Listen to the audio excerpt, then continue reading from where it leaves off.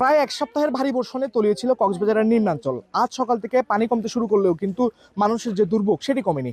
ত্রাণের জন্য কিন্তু যে বানবাসী মানুষ তাদের হাহাকার চলছে এবং বিভিন্ন ব্যক্তি উদ্যোগে আমরা ত্রাণ দিতে দেখেছি। আমরা এখন যে এলাকাটিতে আছি সেটি হচ্ছে কক্সবাজারের রামু উপজেলার দক্ষিণ মিঠাচুরি ইউনিয়নের চরাঞ্চল, যে এলাকাটির নাম চরপাড়া। আমরা দেখতে পাচ্ছি এখানে কিন্তু বিভিন্ন ব্যক্তি উদ্যোগে, বিভিন্ন সংগঠনের উদ্যোগে, বিভিন্ন দলীয় উদ্যোগে আমরা দেখতে পেয়েছি। শুধু এখানেই নয়, বিভিন্ন জায়গায় কিন্তু ত্রাণ বিতরণ করা হয়েছে। কক্সবাজারের চকরিয়া, পেকুয়া সহ বেশ কিছু এলাকায় আমরা দেখেছি। এবং এখানে যেটি আছি, আমরা যদি একটু বন্যার্থদের সাথে কথা বলার চেষ্টা করি, পাশাপাশি যারা ত্রাণ দিচ্ছে তাদের সাথে একটু কথা বলার চেষ্টা করব। আসলে আপনারা কি পরিমাণ ত্রাণ দিচ্ছেন এবং কাদেরকে ত্রাণ দিচ্ছেন একটু যদি বলতেন। আমরা যারা মনে করেন এখানে বন্যাতে এবং কি বাজারে যাইতে পারতেছে না এবং বের হতে পারতেছে না বাসার থেকে, তো আমরা ওদের উদ্যোগে আমাদের নিজেদের পকেট থেকে মানি দিয়ে আমরা এই সাধারণ কিছু গরিবের জন্য এখানে আমরা কিছু ত্রাণের ব্যবস্থা করছি। এবং এখানে অনেক কেউ আসে নাই, এখানে ত্রাণ দেওয়ার জন্য অনেক কেউ আসে নাই, বাট আমরা ফার্স্ট পাড়াতে। তো এখানে এর আগে যারা আসছিল ওরা স্টেশনে দিয়ে চলে গেছিলো।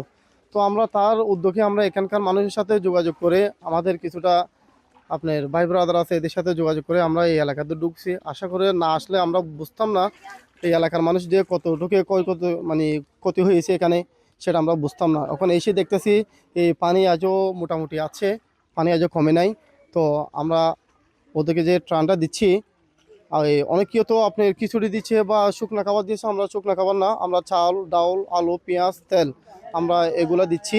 তো কারণ ওরা যখন এখন রান্না বান্না করে পুরা একবেলা যেমন ওরা পেট ভরে খেতে পারে, আমরা এতটুকু ত্রাণ দিচ্ছি আর কি।